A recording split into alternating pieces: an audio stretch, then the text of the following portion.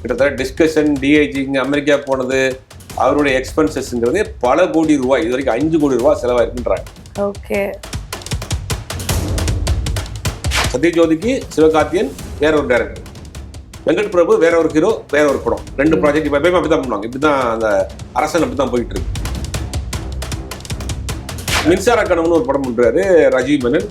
அப்போ வந்து அப்ப ஸ்டோரி போட்டு இவர் முழு படத்துக்கே பண்றாரு. பிளானே கிடையாது, அப்படியே ஆர்டிஸ்ட் வர சொல்றாங்க, போறாங்க, அங்க நிக்கிறாங்க, மைண்ட் தோன்றதை எடுத்துக்கிட்டே இருக்காரு. அசிஸ்டன்ட் டைரக்டர் நோட் பண்ணிக்குவாங்க.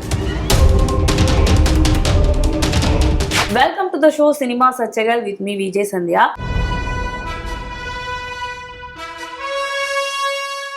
ஸோ இன்னைக்கு நம்ம கூட சினிமா சர்ச்சைகள்ல யார் இருக்காங்க அப்படின்னு பார்த்தீங்கன்னா சுபேர் சார் அவர்கள் தான் இருக்காரு. Hi sir. வணக்கம்.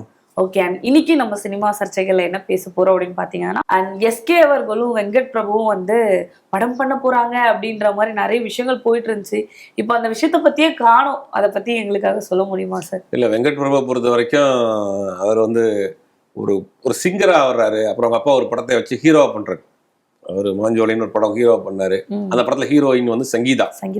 அந்த படம்லாம் வந்துச்சு. அதுக்கப்புறம் ஒரு டைரக்டர் ஆனார். சென்னை 28 பண்ணாரு. சென்னை 28, கோவா, அப்புறம் சரோஜா, வரிசையா மங்காத்தான்னு ஒரு பெரிய ஹிட் கொடுத்துட்டே வந்தார். அப்புறம் பெரிய ஒரு ஆப்பர்ச்சுனிட்டி வந்து அவருக்கு விஜய் அவர்களோட படம் பண்ணுறாரு. கண்டிப்பாக அந்த படம் நமக்கு எல்லாம் தெரியும், கோட் அப்படின்ற படம் கொடுத்தாரு. அந்த படம் பெருசாக பேசப்பட்ட படம். அடுத்து என்ன படம் பண்ண போறாரு வெங்கட் பிரபு வந்து? அடுத்து என்ன படம் பண்ண போறாருன்னா, சிவகார்த்தியனோட சேர்ந்து ஒரு படம் பண்ண போறாரு. அதுக்கு முன்னாடி ஒரு சின்ன ஒரு ஃபிளாஷ்பேக் என்னன்னா, சிவகார்த்தியனும் வெங்கட் பிரபுவும் சத்யஜோதி ஃபிலிம்ஸ்க்கு ஒரு படம் பண்றதுக்காக ப்ராசஸ் போயிட்டு இருந்துச்சு. அந்த ப்ராசஸ் போயிட்டு இருக்க நேரத்துல தான் அவருக்கு விஜய் படம் இயக்கிறதுக்கு வாய்ப்பு வருது. அப்ப என்ன பண்றாங்க அப்படின்னா, சார் இந்த படம் பெரிய ப்ராஜெக்ட் வருதுன்னே அவங்களும் போய் பண்ணிட்டு வாங்கன்னு சொல்லி அமிச்சிட்டாங்க.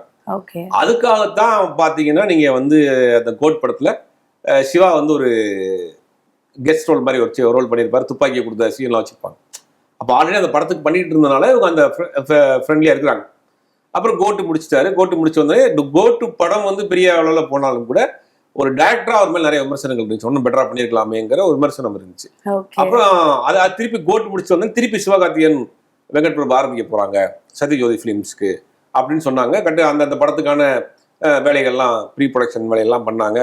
அப்புறம் அந்த படம் ஒரு சயின்ஸ் ஃபிக்ஷன் படம் அப்படிங்கிறதுனால அமெரிக்காவுக்கு போனாங்க. அமெரிக்காவுக்கு போய் அந்த டிஏஜிங் பண்ற டெஸ்டிங்லாம் கூட எடுத்தாங்க. அதுவே சொல்றாங்க பல கோடி ரூபாய் செலவாயிருக்கு. கிட்டத்தட்ட டிஸ்கஷன், டிஐஜிங், அமெரிக்கா போனது, அவருடைய எக்ஸ்பென்சஸ்ங்கிறதே பல கோடி ரூபாய், இது வரைக்கும் 5 கோடி ரூபாய் செலவாயிருக்குன்றாங்க. ஓகே. அப்புறம் எஸ்கேவுக்கும் வெங்கட் பிரபுக்கும் ஒரு சின்ன ஒரு கிளாஸ் ஆகிட்டே இருந்துச்சு. அப்புறம் வெங்கட் பிரபுடைய பர்த்டே பார்ட்டி ஒன்று நடக்குது. அதுல மீட் பண்றாங்க, திருப்பி ஒன்று சேர்றாங்க. அதுக்கு முன்னாடி என்னன்னா, கோட்டுக்கு பிறகு ஸ்டார்ட் பண்றதா இருந்த படம் ஒரு சின்ன சிக்கல் வந்து டிராப் ஆயிருக்கு. அப்புறம் வெங்கட் பிரபுடைய பர்த்டே வருது. அந்த பர்த்டே பார்ட்டியில மீட் பண்றாங்க. யாராவது சிவகார்த்தியனும் வெங்கட் பிரபு மீட் பண்றாங்க. அப்புறம் கொஞ்சம் ஃப்ரீயா பேச ஆரம்பிக்கிறப்ப சரி பண்ணுவோம், திருப்பி இது சயின்ஸ் ஃபிக்ஷன் படம், அது வித்தியாசமா இருக்கும் அப்படின்னு ஒரு பல்க் டேட் வேணும்னு கேட்கிறாரு. சரி ஓகேன்னு சொல்லிட்டு 2 பேருமே அமெரிக்கா போறாங்க. வெங்கட் பிரபுவும் சிவகார்த்தியனும் அமெரிக்கா போறாங்க. அந்த டிஏஜிங் பண்ற ஸ்டுடியோவில் டெஸ்ட் எல்லாம் எடுக்கிறாங்க. அப்புறம் வந்து பண்றாங்க. அப்புறம் ஆரம்பிக்கிறதுக்காக பிளான் பண்றப்ப அப்ப என்ன ஆச்சுன்னா, இவர் ஒரு பட்ஜெட் கொடுக்குறாரு சத்யஜோதிக்கு. இவரு வெங்கட் பிரபு பட்ஜெட்டை பார்த்தா அது தலை சுத்திருச்சு அவங்களுக்கு. பெரிய அளவுல பட்ஜெட், பல்க் டேட் கேட்கிறாரு. நம்பர் ஆஃப் ஷூட்டிங் டேஸ் வந்து அதிகமா போகுது. ஒரு science fiction movie, Sivakarthikeyan Venkat Prabhu காம்போவில் இவ்வளோ பட்ஜெட் போட்டு நம்ம எப்படி எடுக்க முடியும் பார்க்குறாங்க. சத்யஜோதி ஃபிலிம்ஸை பொறுத்த வரைக்கும் அவங்க கிட்டத்தட்ட ஒரு 40 வருஷமா படம் பண்ணிட்டு இருக்கிறாங்க. ப்ராப்பரான ஒரு கம்பெனி அது. ஓகே. ஒரு டேட்ல அவங்க ஃபிக்ஸ் பண்ணாங்கன்னா அந்த டேட்ல படம் ஆரம்பிப்பாங்க, அந்த டேட்ல முடிப்பாங்க. பட்ஜெட் அந்த டயத்துல இருக்கணும். நீங்க வந்து ஒரு பட்ஜெட் சொல்லிட்டு இன்னொரு பட்ஜெட்ல நீங்க படம் எடுக்கிறதெல்லாம் சத்யஜோதி ஃபிலிம்ஸ் விட மாட்டாங்க. அவங்க வந்து ஒரு கம்பெனி மாதிரி நடத்துறாங்க, ஒரு நிறுவனம் மாதிரி ப்ராப்பரா நடத்திட்டு இருக்காங்க. அதனாலதான் இத்தனை வருஷமா அவங்க படம் பண்றாங்க. சத்யஜோதி ஃபிலிம்ஸ் இன்னொரு சம்பவம் சொல்லலாம். சத்யஜோதி ஃபிலிம்ஸ்ல என்ன பண்ணுவாங்கன்னா, இந்த சினிமா கம்பெனிகள்ல வந்து சம்பளம் பெட்டிங் நின்று அவ்வளவுதான். இப்ப என்ன பண்ணுவாங்கன்னா, ஒரு ஹேர் ட்ரெஸ்ஸரா இருக்காரு இந்த படத்துக்குன்னா, முந்தியெல்லாம் என்ன பண்ணுவாங்கன்னா, அந்த படத்துக்கு ஒரு சம்பளம் பேசுவாங்க. இந்த படத்துக்கு இவருக்கு 50,000 ரூபாய் சம்பளம், 5,000 ரூபாய் அட்வான்ஸ், மிச்சம் 45,000 ரூபாய் ஷெட்யூல்ல கொடுப்பாங்க. ஃபர்ஸ்ட் ஷெட்யூல் 2 ஷெட்யூல்ல அவங்க படம் நடக்கும். 40 நாளுக்குள்ள படத்தை முடிச்சிருவாங்க. ஃபர்ஸ்ட் ஷெட்யூல் முடிச்சுட்டு வந்தோடனே ஒரு அமௌண்ட் கொடுப்பாங்க, ஒரு 20,000 ரூபாய் கொடுப்பாங்க. செகண்ட் ஷெட்யூல் நடக்கிறப்ப 20,000 ரூபாய் கொடுப்பாங்க. சில கம்பெனிஸ்ல முந்தியெல்லாம் என்ன பண்ணுவாங்கன்னா, செகண்ட் ஷெட்யூல் முடிச்சு வந்த பிறகு ஃபைனான்ஸ் இருக்காது. அப்போ அவங்களுக்கு கொடுக்காம விட்டுருவாங்க. அதுக்கு சங்கத்துக்கு போவாங்க, நிறைய பிரச்சனை நடக்கும். இங்க என்ன பண்ணுவாங்கன்னா சத்யஜோதி பிலிம்ஸ் பொறுத்த வரைக்கும் படம் ரிலீஸ் ஆகிற முத நாள் ஒரு லிஸ்ட் போடுவாங்க, யார் யாருக்கு பெண்டிங் இருக்கு அவங்க எல்லாரையும் ஆஃபீஸ்க்கு வர சொல்லி கவர் வச்சு ஒரு ஸ்வீட் பாக்ஸ் வச்சு கையில கொடுத்து படத்துல நீங்க ஒர்க் பண்ணீங்க, கோஆபரேட் பண்ணீங்க, தேங்க்ஸ்ன்னு சொல்லி அனுப்பிச்சிடுவாங்க. இப்படி ஒரு ப்ராப்பரான ஒரு கம்பெனி. அதனாலதான் பாத்தீங்கன்னா அவங்க பண்ண படங்கள் எல்லாமே பகல் நிலவா இருக்கட்டும், எல்லாமே சூப்பர் டூப்பர் இருக்கட்டும், மூன்றாம் மொழியா இருக்கட்டும், எல்லாமே கிளாசிக்க இதயம், எல்லாமே கிளாசிக்கான படங்கள். அப்ப இந்த பொறுத்த வரைக்கும் அவங்க சொன்ன பட்ஜெட்டை விட போஸ்ட் ப்ரொடக்ஷன் ப்ரீ ப்ரொடக்ஷன் வேலையே செலவே வந்து அதிகமா இருக்கு. அப்புறம் பாத்தீங்கன்னா இலங்கையில போய் நான் வந்து டிஸ்கஷன் பண்றேன்னா அங்க போய் உட்கார்ந்துருந்தாரு ஒரு டீமோட போய். இப்படி பாத்தீங்கன்னா அதுவே 5 கோடி ரூபான்றாங்க. 5 கோடி ரூபா போய் அப்புறம் என்ன பண்றாங்க, இவர் கொடுத்த பட்ஜெட்டையும் பாக்குறப்ப பல்க் டேட்டும் கேட்குறப்ப சிவகார்த்தியன் சொல்றாரு, எனக்கு கதையும் கொஞ்சம் எனக்கு சாட்டிஸ்ஃபேக்ஷன் கிடையாது, இவ்வளவு நாள் எனக்கு டேட்டும் கொடுக்க முடியாது, நீங்க வேற ஒரு படம் பண்ணுவோம், வேற டேட் கொடுங்க, வேற ஒரு டேட் வச்சு பண்ணுவோம்னு அந்த ப்ராஜெக்ட்ல இருந்து வெளியேறிட்டார். 2வது முறையாக வெளியேறார். முதல் முறையில வெளியேறி பிரச்சனையாகி அப்புறம் பார்ட்டியில் மீட் பண்ணி பேசி அப்புறம் அமெரிக்கா போய் அப்புறம் ஆரம்பிச்சு மூவ் பண்ற நேரத்துல திருப்பி வெளியே வந்துட்டாரு. அப்புறம் அவர் சொன்னது எனக்கு கதையில வந்து ஒரு சாட்டிஸ்ஃபேக்ஷன் கிடையாது, பவுண்டடா அங்க இல்ல, சீனா இருக்கு அப்படின்றதால அவர் ஏதோ சொல்லி காரணம் சொல்லிட்டு வந்துட்டாரு. சத்யஜோதியுமே என்ன பண்ணாங்கன்னா, சரி ஓகே இது வந்து பெரிய ப்ராஜெக்ட் வேணாங்க, சின்ன ப்ராஜெக்ட்ல ஒரு படம் பண்ணுங்கன்னு சொல்றாங்க. யார்கிட்ட? வெங்கட் பிரபு கிட்ட. அப்ப 2 ப்ராஜெக்டா பண்ணிடுவோம், சத்யஜோதிக்கு சிவகார்த்தியன் வேற ஒரு டைரக்டர், வெங்கட் பிரபு வேற ஒரு ஹீரோ வேற ஒரு படம், 2 ப்ராஜெக்ட் இப்ப எப்பயுமே அப்படிதான் பண்ணுவாங்க. இப்படிதான் அந்த அரசன் அப்படிதான் போயிட்டு இருக்கு. அதே மாதிரிதான் இந்த படத்தை 2 ப்ராஜெக்டா கட் பண்றாங்க. கட் பண்ணதுக்கு பிறகு வேற யார் ஹீரோ போடுவோம் அப்படின்னு பல ஹீரோஸை கேட்குறாங்க. கடைசியில பல பேர் அடிபட்டுச்சு. கென் கருணாஸ் வந்திருக்காரு. கென் கருணாஸை பார்த்த வரைக்கும் அவரும் எல்லாம் கேட்டு, ஆனா வந்து பவுண்டடா கொடுத்துருங்கண்ணா அப்படின்ட்டு இருக்காரு. அந்த பவுண்டட் அப்படின்றது இப்போ தமிழ் சினிமால ரொம்ப யூஸ் பண்ற வேர்ட் ஆயிடுச்சு. அது எதனால? இல்ல, பவுண்டட் அப்படிங்கிறது காலங்காலமா இருக்கு. முதல்ல ஸ்டோரி போர்டுன்னு ஒன்று இருந்துச்சு. அது ஸ்டோரி போர்டை முதல்ல எனக்கு தெரிஞ்சு தமிழ் சினிமாவில் ஸ்டோரி போர்டு பண்ண ஒரே டைரக்டர், முதல்ல நான் சொல்றது 90s பண்ண டைரக்டர் இதயம் கதிர். இதயம், காதல் தேசம், காதல் தினம்லாம் பண்ணார் இல்லையா, அவர் வந்து பேசிக்கா வந்து ஒரு ஒரு காலேஜ் ஆஃப் ஆர்ட்ஸ்ல படிச்சார். அவர் ஒரு பேசிக்கா வந்து டிசைனர். இந்த 3ஆம் பிறைன்னு ஒரு படம் பாத்தீங்க இல்லையா, இந்த படத்துல டைட்டில் கார்டு டிசைன் அவர் தான். நிறைய படங்களுக்கு டைட்டில் கார்டு டிசைனர் வந்து கதிர் தான். அவரு வந்து இதுல பாரிஸ்ல சென்ட்ரல் இருக்கக்கூடிய காலேஜ் ஆஃப் ஆர்ட்ஸ்ல ஸ்டூடெண்ட். அவர் என்ன பண்ணுவாரு, அவர் முதல்ல படம் பண்றப்ப ஸ்கிரிப்ட் எப்படியுமே எழுதுவாங்கன்னா ஒரு இன்டீரியர், எக்ஸ்டீரியர், லொகேஷன், அப்புறம் டைலாக் இப்படின்னு மாறி மாறி வரும் ஸ்கிரிப்ட் பேப்பர். இவர் என்ன பண்றாருன்னா, இந்த கேரக்டர் க்ளோஸ் அப் பேசுறாரு, இந்த கேரக்டருக்கு இந்த டைலாக் வந்து க்ளோஸ் அப் அப்படின்னு சைட்ல வந்து சின்னதா ஒரு படம் போட்டு பாக்ஸ் போட்டு அது லைட்டா வரைஞ்சிருப்பாரு. இன்னொரு இந்த கேரக்டர் வந்து செக்ஷன்ல பேசுறாங்க அப்படின்னா இதையும் வரைஞ்சிருப்பாரு. இந்த கேரக்டர் வந்து 2 ஷாட்ல பேசுறாங்கன்னா அந்த கேரக்டர் டயலாக்கு பக்கத்திலேயே அவர் வந்து சின்னதா படம் வரைஞ்சிருவாரு. அப்போ அந்த காலகட்டங்கள்ல அதை வந்து ரொம்ப பரபரப்பா இண்டஸ்ட்ரியில பேசுவாங்க. அவருடைய ஸ்கிரிப்ட் பாக்குறப்ப படம் பாக்குற மாதிரியே இருக்கு, பக்கத்திலேயே டிராயிங்ல வரைஞ்சிருக்காரு, இந்த கேரக்டர் என்ன ஆங்கிள் பேசுறாங்கிறது முதல் கொண்டு வரைஞ்சிருப்பாரு. அவருக்கு வரைய தெரியுது, வரைஞ்சிருக்காரு. அதுக்கு பிறகு ஒரு காலகட்டம் வந்த பிறகு ராஜீவ் மேனன் காலகட்டத்துல ஸ்டோரி போர்டு அப்படிங்கிற ஒரு கல்ச்சர் கொண்டு வராங்க. ஸ்டோரி போர்டு எப்ப பண்றாங்க அப்படின்னா ஆர்ட் ஃபிலிம்ஸ்க்கு பண்ணுவாங்க ஸ்டோரி போர்டு. இந்த ஸ்டோரி போர்டு கலாச்சாரமே ஆர்ட் ஃபிலிம்ஸ் தான். அப்ப மின்சார கனவுன்னு ஒரு படம் பண்றாரு ராஜீவ் மேனன். அப்ப வந்து அப்ப ஸ்டோரி போர்டு இவர் முழு படத்துக்கே பண்றாரு. இந்த ஸ்டோரி போர்டு எதுக்காக பண்றாங்கன்னா கிளைண்ட்டை காட்டுறதுக்காக பண்ணுவாங்க.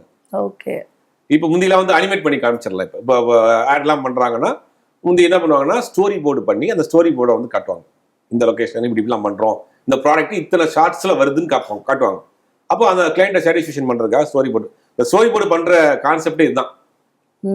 இதுக்கு இவ்வளவு இருக்கு. அப்போ அவரே கதிரை பொறுத்த வரைக்கும் அவரே டிராயிங் பண்ணுவாரு. அப்ப ராஜீவ் மேனன் சினிமா எடுக்க வந்ததுக்கு பிறகு முழு படத்தையுமே நான் ஸ்டோரி போர்டு பண்ணுவோன்ட்டார். அப்ப ஸ்டோரி போர்டு ஆர்டிஸ்டுக்கு பயங்கர டிமாண்டு. ஸ்டோரி போர்டு தெரிஞ்சா நீ உடனே அசிஸ்டன்டா சேர்ந்துடலாம், ஸ்டோரி போர்டு போட தெரிஞ்சா நீ உடனே ப்ரொடக்ஷன் சேர்ந்துடலாம். அப்படி ஸ்டோரி போர்டு யாருக்கு தெரியும்னு அலைஞ்சாங்க அந்த காலகட்டங்கள். 2000 காலகட்டம், 1999 2000 அந்த காலகட்டங்களில் ஸ்டோரி போர்டு வந்து பயங்கர பரபரப்பா இருந்துச்சு. ஸ்டோரி போர்டு செய்யறதுக்குன்னே ஒரு பெரிய டீம் வேலை பார்த்துருந்தாங்க. ஒரு படம் பண்றாங்கன்னா இப்போ மாறிடுச்சு. இப்போ வந்து நம்ம அதை வந்து ஷார்ட் பிலிமா பண்ணிடலாம். இன்னைக்கு வந்து அன்னைக்கு வந்து பைலட் பிலிம், ஷார்ட் பிலிம் அப்படின்னு நிறைய அன்னைக்கு வந்துருச்சு. இன்னைக்கு பண்ற பைலட் பிலிம், ஷார்ட் பிலிம் தான் அன்னைக்கு ஸ்டோரி போர்டு.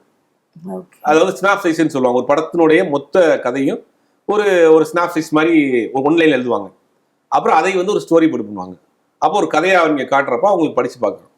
இப்போ அதெல்லாம் மாறிடுச்சு. அதுக்கு பிறகு என்ன நடந்துச்சு அப்படின்னா, இப்போ ஒரு காலகட்டத்தில் இப்போ சில டைரக்டர் என்ன பண்றாங்கன்னா, ஒரு கதையை சொல்றாங்க. இதுதான் சார் கதை அப்படின்னு. 1 மணி நேரம் 1.5 மணி நேரம் கதை சொல்லிட்டு அப்படியே ஷூட்டிங் போயிடுறாங்க. அதை வந்து 100 நாள் 150 நாள் 200 நாள் எடுத்துட்டு வந்து பார்க்குறாங்க. பிடிக்கல அப்படி தூக்கி வச்சிடறாங்க. திருப்பி ரீஷூட் பண்றாங்க, திருப்பி ரீஷூட் பண்றாங்க. இப்படி போயிட்டு இருக்கு. ஒரு ப்ராப்பரான அவங்க கிரியேட்டிவிட்டிங்கிறது நமக்கு வந்துகிட்டே இருக்கும். ஆனா அதுக்கு நம்ம வந்து ஒரு கிரவுண்ட் இருக்கு. அந்த கிரவுண்ட்ல அந்த கிரவுண்டுக்குள்ள தான் விளையாடணும். அப்போ ஒரு படத்துக்கு என்ன பட்ஜெட், இந்த ஆர்டிஸ்டுக்கு என்ன பிசினஸ், இதெல்லாம் தெரிஞ்சுதான் நம்ம படம் பண்ணணும். இப்ப இருக்க சில பேர் டைரக்டர் என்ன பண்றாங்கன்னா, அவங்க மைண்ட்ல தோன்றதெல்லாம் எடுத்துட்டே இருக்காங்க. இதுல என்னன்னா கொடுமை, அன்னைக்கு காலகட்டங்கள்ல ஃபிலிம்ல ஷூட் பண்ணுவாங்க. 400 அடி அப்படின்னா ஒரு கேன் அப்படிப்பாங்க. அதை என்ன பண்ணுவாங்கன்னா, ஒரு ஆன் பண்ணி ஆஃப் பண்றப்பயே ஒரு ஒரு ஒரு ஒரு இன்ச்சின்னு சொல்லுவாங்க, அது போயிடும். ஓகே. அப்படி உள்ள சிக்கனமா தான் படத்தை எடுக்கணும். மானிட்டர் கிடையாது. ஒரு ஜட்ஜ்மெண்ட்லாம் படம் எடுப்பாங்க. அதை வந்து ப்ராசஸ் பண்ணி பிரிண்ட் போட்டால் தான் நீங்க படத்தை பார்க்க முடியும். ஆனா அப்படி உள்ள காலகட்டங்கள்ல எடுக்கப்பட்ட படங்கள்லாம் 37 நாள் 35 நாள். பன்னீர் புஷ்பங்கள்னு ஒரு படம், பி வாசும் சந்தான பாரதியும் சேர்ந்து பாரதி வாசன் ஒரு படம் பண்றாங்க, சுரேஷ் நடிச்ச படம். அந்த படம் ஃபுல்லா ஊட்டி. இன்னைக்கும் அந்த சேனல்ல போடுற பாட்டெல்லாம் கேட்குறோம். அவ்வளவு பிரமாதமான சாங், அவ்வளவு பிக்சரைஸ் பண்ணியிருக்காங்க. 35 நாள் என்ன எடுத்துருக்காங்க. ஊட்டி மாதிரி இடங்கள்ல நீங்க வந்து 5 மணிக்கு மேல எடுக்க முடியாது, மிஸ்ட் மறைச்சிரும். லைட்ஸ்லாம் நீங்க அவ்வளவு பெரிய லைட்ஸ்லாம் கிடையாது. அப்ப என்ன பண்ணிருக்காங்க அவங்க அப்படின்னா, ஒரு வேன் எடுத்துக்கிறாங்களாம்.